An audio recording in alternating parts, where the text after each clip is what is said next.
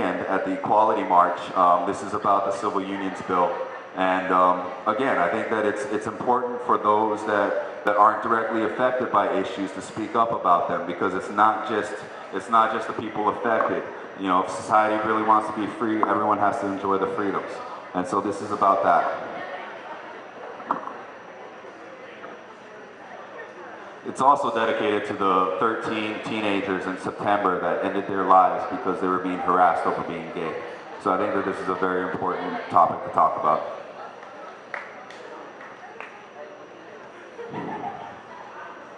So God's followers, his faith warriors, fighting for his message of love and righteousness. They were victorious once again, making sin and sacrament part of the state's commandments, and congregants and constituents shoved their public servants back into closets. HB 444, the bill, created and tried, came to be legitimately. It was born like that. Supreme Court had deemed it a necessity. Civil unions were meant to be, but this is a long journey, held up by a lingoberry. Noun, a political piece of crap that holds up the natural process, closely related to the dingleberry. I watched the virtuous in their clan-colored garb, and I pray that there are more gods than just this one, because I want no part in this faith. The same that would stone Mary after being raped. I see no God in this kind of hate, where two men in love are scorned, but a woman can walk down an aisle in unearned white with an unspoken son sitting shotgun. It will have the groom's smile, but the best man's eyes, so who's screwing who? And this mob, with kettle black tongues, spitting white lies, covering pot bellies, guarding God's grace with gluttony. The shadows and stones cast made lawmakers afraid to speak. Like Calvin Say forgot his last name.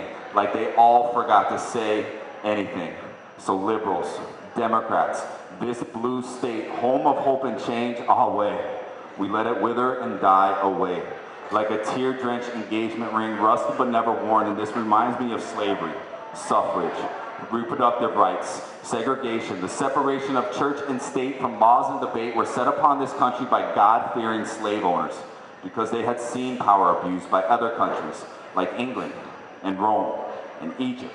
And they just wanted to be different because man has a tendency to make God in man's image and not the other way around. Would it disgust you to see two gods kiss? Marriage is a legal binding contract. It has nothing to do with your church or his temple or her prayer book. Marriage is a borrowed idea, like baptism. One of my favorite teachers, Gay, brought his friend to the games, taught us about the world but couldn't tell us about himself. But history has taught me at one time men hung from trees for kissing a person of another shade. Changing tradition is how history is made. A high school friend who's so uncomfortable with being himself that he now remains a mystery in the shadows of his own closet, built by walls of shame and careless names. And I can't help but think, at one time I was putting nails in his coffin, circled with coolness and future regret, my first girlfriend, who I had so much in common with, including similar taste in women. Her perfect partner shares matching tear streaks and missing ring lines. To the student in my class, the last one I let down by saying nothing. Homophobic phrases have no place in education. It teaches young minds to feel shame for what their hearts tell them. But gay rights are making strides.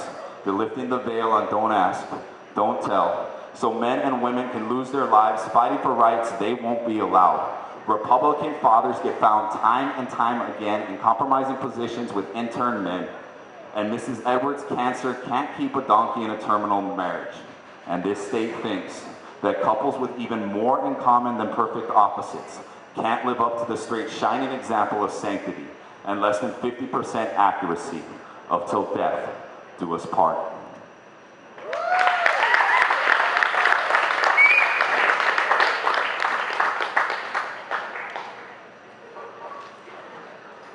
Don't quite have my new stuff completely memorized and down, but I wanted to do this piece because this is dedicated to my grandfather.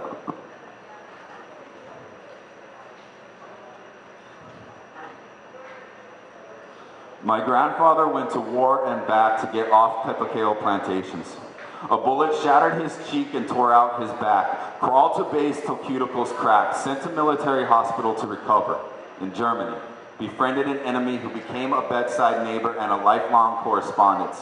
Just the kind of man he was, but not a response from home.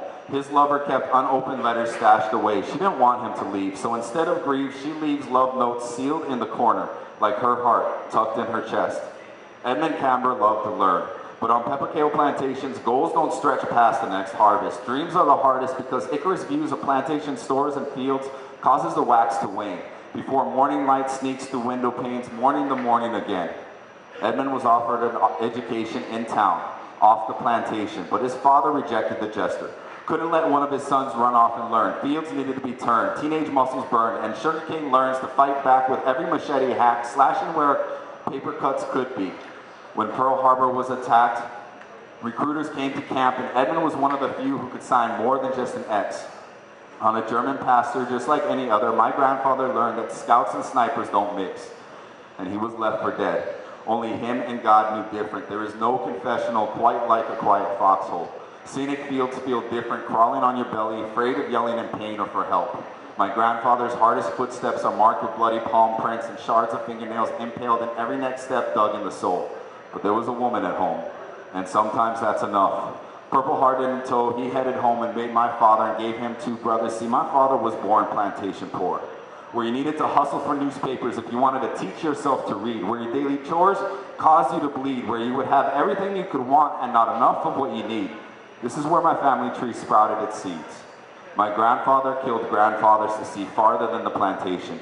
And I'm sure in his nightly conversation with God, he promised to never put his future generations in similar situations, determined to provide his offspring opportunity through the access of education. There's a grotto giving thanks to the Virgin Mary at St. Joseph in Hilo. My grandfather landscaped their campus so that they would take his seeds, studied the school books alongside his sons, used his boys' lessons to pass engineering tests. See, my family has a history of falling hearts rather than wallets. My grandma left the comfort of an upper class to be the wife of a field worker, but she saw fire in his eyes, desire to build aspirations that would span generations, and all 3 of their sons graduated past plantations. Being the first Camber etched on UH Hilo diploma was not enough. Grandpa said, "What's next?" And in search of another rank, he was deployed to UH Manoa. And after the flashes, decorative stashes, Edmund stashes that degree to be hung and displayed and said, "What's next?" And Ronald, my father, went further than island dreams. A local boy pursuing goals over an ocean, hoping to open doors locked to his father. Kicking and screaming, I'm following my parents' footsteps, but in my own path. Part SPED, part higher education, part classroom, part administration, with no union for poet substitutes. So I fly without a net, earn student respect, part because of what I'm teaching, part for making it poetic, entirely because I give it back. And now I'm proud of what I do. Help teens through hard times, through raw rhymes and free writes. But if you were to tell the teenager in me that I would grow to be a teacher, the class clown in me would have thrown something at you. The jock in me would have given you a wedgie, and the poet in me would have said nothing. Because at 17, I did not see a future for my feelings, did not believe that education could provide like a jump shot. In basketball, you only need one bad fall to end it all. I also learned that that's why Achilles is such a suited name. It's never the same. But in poetry, wrong falls make for more poetry. So I've got a litany of potential literature. But what I've really learned is doing what you love is more important than doing what you're told. But if you're going to break molds and rules, you need the tools to build a brighter tomorrow. So I use poetry to reach a generation with failed education but a passion to learn. And when it's their turn, take the bridges we burned and build from the ashes. Wish on eyelashes, equality becomes our equation. We leave no child left behind, stuck on plantations.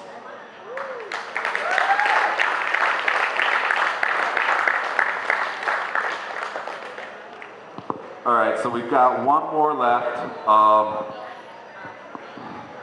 You guys want funny or serious? Let's see funny.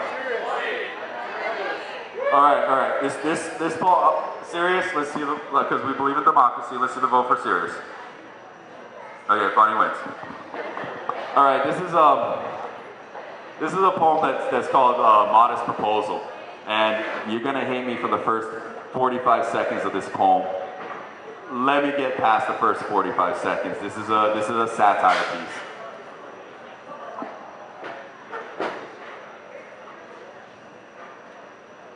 I won't want a wife wearing virgin white on her wedding night, walking down an aisle, returning smiles, following a flower child, leaving a pedophile.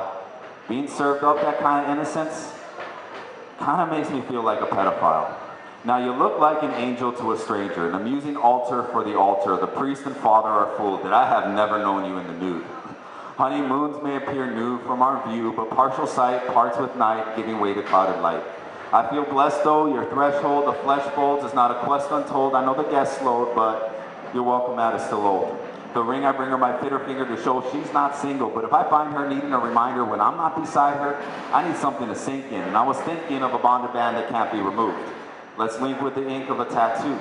Because wouldn't it be a shame if removing a stain from your hand, for whatever reason, it goes down the drain? I just want the connection of our affection to ring true. I love you, but I like your bridesmaids too.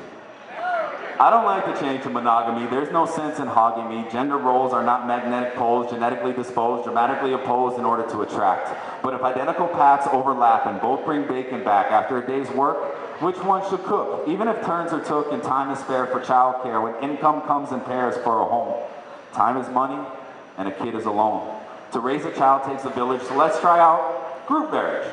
I'm not trying to stabilize my own harem. I realize I'd have to share them with some other men, but then again, if there's a fight on one night you can't mend, you can go to the other husband, and I can get some sleep. I won't be your first. There's even a slim, slight chance not your greatest, and I know you do rate us. I can even get past not being the last. I just want to be the most recent, because being clothed doesn't mean being decent.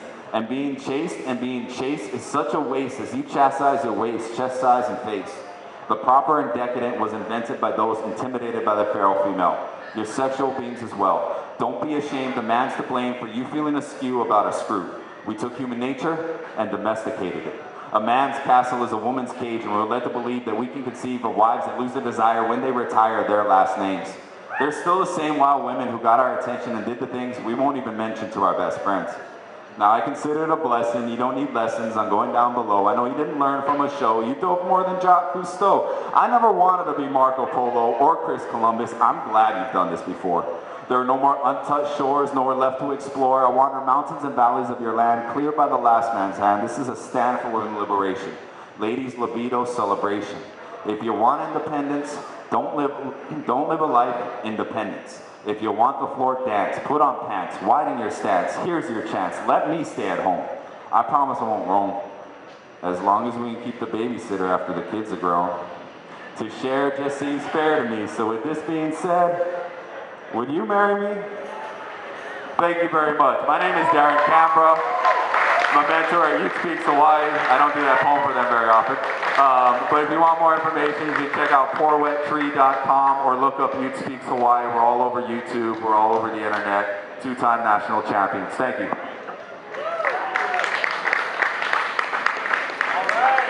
Oh, and I do have CDs. They're usually $10, but I'll go 10 to 5 on a sliding scale. But if you ask for a $5 CD, don't give me a 10 and ask for change. Thank you, Darren, our final featured poet for the night. Let's give it up one more time for all the poets. Thank you. This is not common for me, but I have to move the mic.